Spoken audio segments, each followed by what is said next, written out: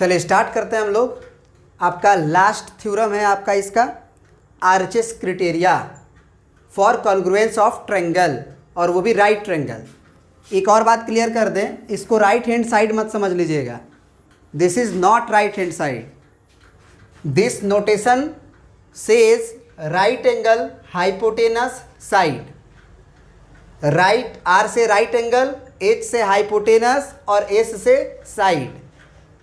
ठीक है, तो right angle hypotenuse side congruency criteria का क्या मतलब होता है उसको समझिए।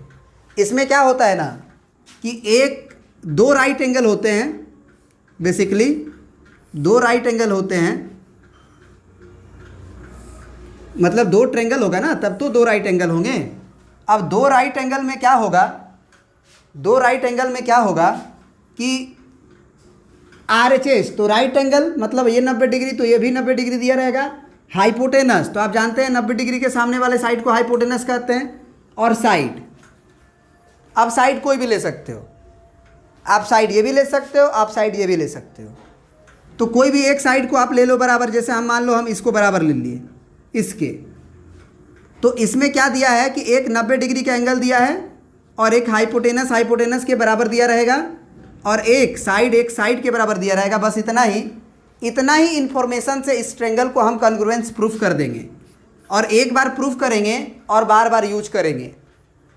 मतलब इसे हम प्रूफ कर लेंगे जब, तो ये बात अब ये भी मानी जाएगी कि दो राइट एंगल ट्रायंगल कॉन्ग्रुएंस हो जाएंगे यदि उसमें मात्र एक एंगल 90 डिग्री हो और एंगल के बाद जो हाइपोटेनस हो हाइपोटेनस के बराबर हो, और कोई भी एक साइड इसके बराबर हो, अच्छा है ये वाला लेंथ इसके बराबर हो, कोई भी एक। तो इसको जरा ध्यान से देखो, क्या ये एक एंगल जो है एंगल के बराबर दिया गया है? 90 बराबर दिया गया है कि नहीं दिया गया है? बोलो, दिया गया है। फिर यहाँ पे एक साइड है और जस्ट इस साइड के बगल में ही साइड है, तो इसे हम लोग एंगल साइड एंगल के नाम से जान सकते हैं। हम ये भी कह सकते हैं कि दो गो साइड है और बाहर में एंगल है, तो साइड को किनारे कर दो, बाहर में एंगल कर दो। क्या इससे भी जान सकते हैं कि नहीं जान सकते हैं? जान सकते हैं,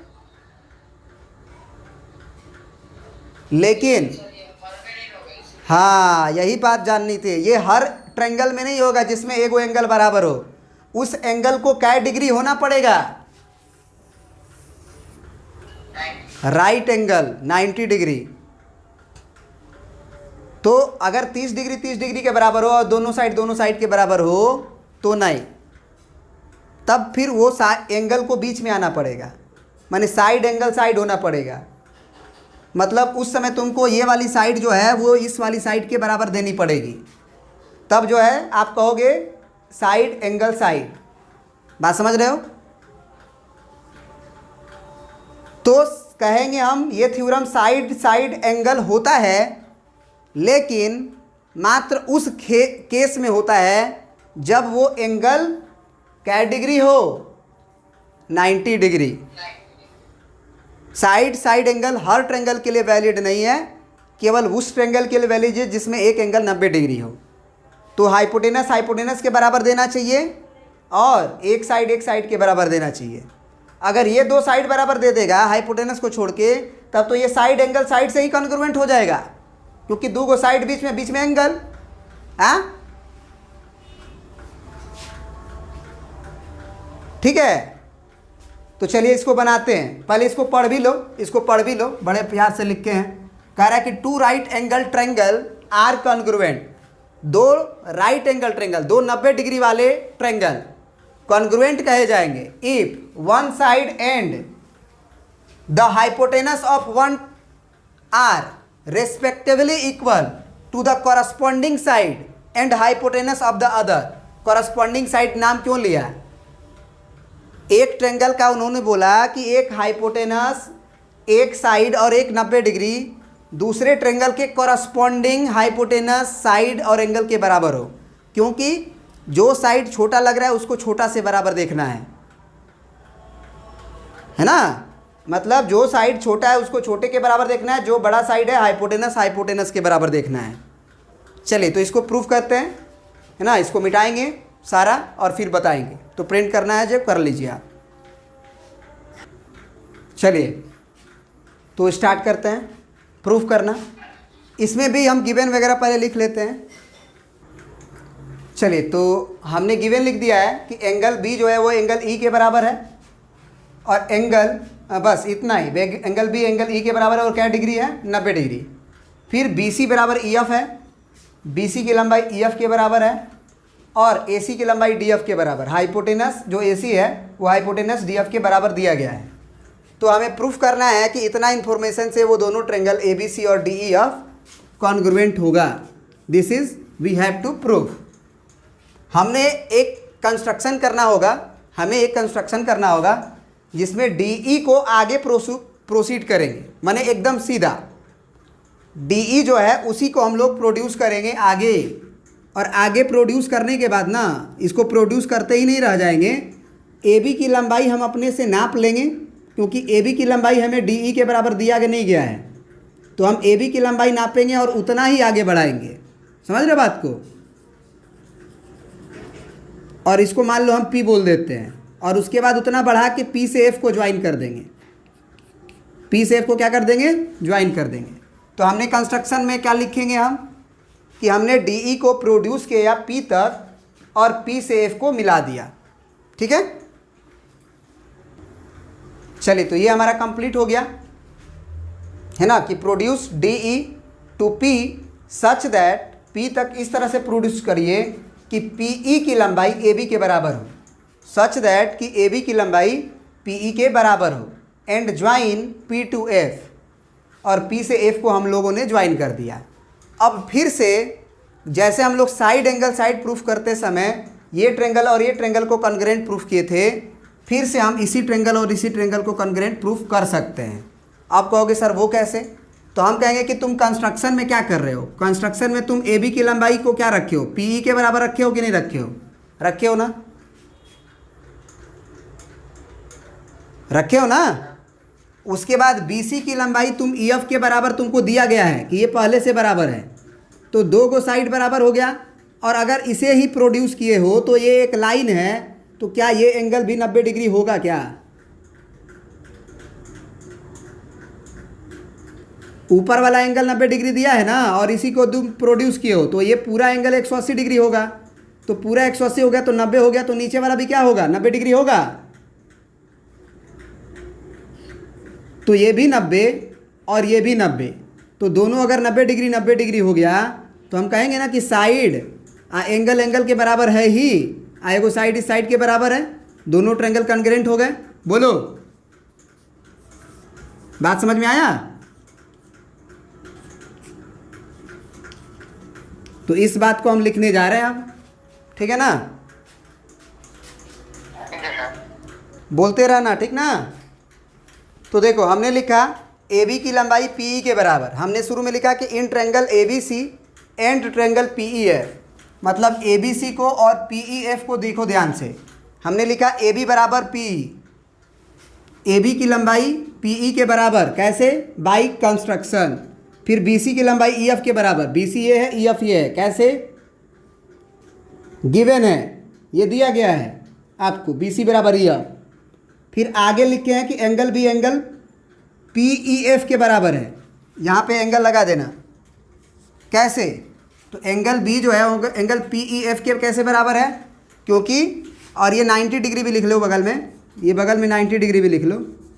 ये कैसे? तो पी ई डी एक लाइन था, पी ई डी एक लाइन था, तो उस पर टोटल एंगल वो समझ जाएगा कि 180 है, तो ऊपर वाला 90 डिग्री दिया है, तो नीचे वाला बच्चा ने 90 डिग्री लिखा है, तो दोनों 90 डिग्री था, बराबर हो गया। तो अब यहाँ पे दिख गया कि दो साइड बराबर हुए, उसके बीच का एंगल, ये साइड बराबर हुआ है, ये बीच का एंगल। तो by side angle side congruency triangle A B C is congruent to triangle P E F. बड़ा वाला लंबाई ए बी की लंबाई किसके बराबर? पी ई के, बी सी की लंबाई ई एफ के, और ए सी की लंबाई पी एफ के। तो अब जो बराबर नहीं दिख रहा है ना, उसे बराबर कर दो। क्या यहाँ से हम लोग कह सकते हैं कि ए सी की लंबाई जो होगी वो पी एफ के बराबर होगी? कैसे? CPCT से। और क्या क्या होगा बराबर, ज़रा बता दो आप हमें। अच्छा चलो एक काम करते हैं, AC बराबर PF हो गया, और AC ही किसके बराबर है? DF के। ये गिवन है ना हमें, हाइपोटेनस के बराबर, दोनों का LHS बराबर, तो RHS बराबर। तो दिस इम्प्लाई हम कह सकते हैं कि PF is equal to DF। अब अगर PF जो है DF के बराबर हो गया, तो तुम बताना हमें कि क्या ये एक आइसोसेलेस ट्रायंगल हो गया? तो ये वाला एंगल और ये वाला एंगल आपस में बराबर होगा, क्योंकि दो साइड बराबर हो चुके हैं। अच्छा एक हाँ हो गए, PF बराबर DF है ना, हो गए ये साइड के बराबर।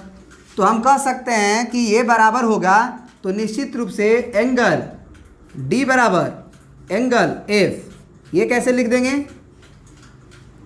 Opposite angle to opposite angle of equal side ये थ्योरम हम लोगों ने प्रूफ कर रखा है कि अगर दो अपोजिट साइड बराबर होंगे तो उनके अपोजिट एंगल भी बराबर होंगे। अब तुम बताओ कि एंगल P जो है वो D के बराबर आ चुका है। सॉरी, ये क्या लिख दिया हम जी?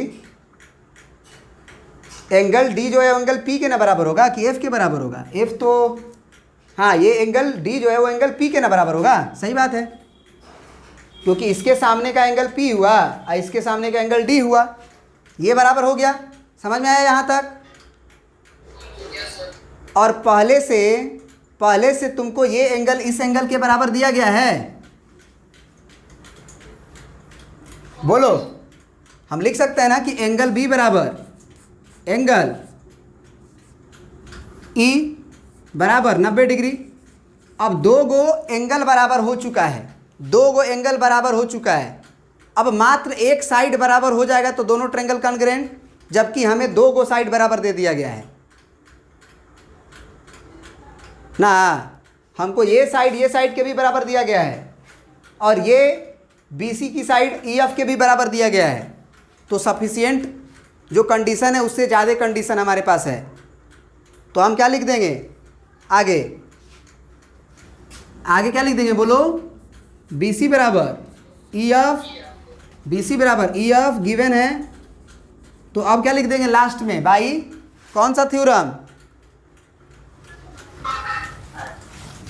RHS theorem. RHS प्रूफ कर रहे हो तो RHS से लिखोगे। अरे भाई दोनों देख लो ना, ये दोनों एंगल DP के बराबर हुआ है। सॉरी, क्या कर दिया हम यार, इस एंगल को करना था ना। तो अभी देखो एंगल P जो है वो D के बराबर आया है, और एंगल P A के बराबर होगा, क्योंकि ये ट्रायंगल कॉन्ग्रुएंट प्रूफ कर चुके हो। एंगल A पहला वाला एंगल के बराबर होगा कि नहीं होगा? दोनों ट्रायंगल कॉन्ग्रुएंट हुआ था ना। ये वाला ऊपर वाला ट्रायंगल नीचे वाला ट्रायंगल के कॉन्ग्रुएंट हुआ था, तो कॉरस्पॉन्डिंग एंगल के बराबर होगा। तो ये पहला एंगल के बराबर होगा कि नहीं होगा? बोलो कैसे? CPCT से। तो अगर एंगल AP के बराबर आ चुका है और एंगल PD के बराबर है, तो क्या हम कह सकते हैं कि एंगल जो हमारा क्या है A जो होगा वो किसके बराबर हो गया? बोलो, एंगल D के बराबर होगा। तो हम यहाँ पे कर देते हैं इक्वेशन नंबर इसको 1, और इसको बोल देते हैं इक्वेशन नंबर 2, और लिख देंगे यहाँ पे क्या? From 1 and 2। अब तो हो गया ना एंगल A एंगल D के बराबर, और साथ साथ ये 90 डिग्री के बराबर। तो ये एंगल और एक बाहर का साइड BC EF के बराबर है। तो यहाँ पे क्या लग जाएगा हमारा? Angle side. उधर से भी देखो, इसका भी लेंथ इसके बराबर था, तो यहाँ से भी देख सकते हो एंगल साइड। तो क्या लिख देंगे finally? By angle side angle congruency criteria, या बस congruency. Triangle ABC is congruent to triangle DEF क्या बात समझ में आई कि नहीं आई?